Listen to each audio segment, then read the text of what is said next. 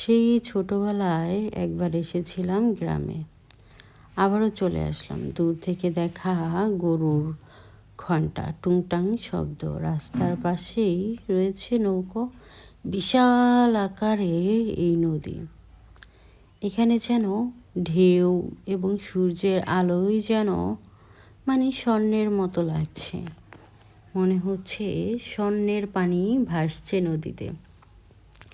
এত সুন্দর প্রাকৃতিক সৌন্দর্য, এটা যারা শহরে বাস করে এবং হঠাৎ করে একবার যে গ্রামে আসে, তারাই এই প্রাকৃতিক সৌন্দর্যটা অনুভব করতে পারবে।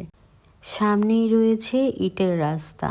এই ইটের রাস্তা বুক চিরে নিয়ে গিয়েছে বহু দূর পর্যন্ত মানুষের, এবং দুপাশেই রয়েছে গাছপালা।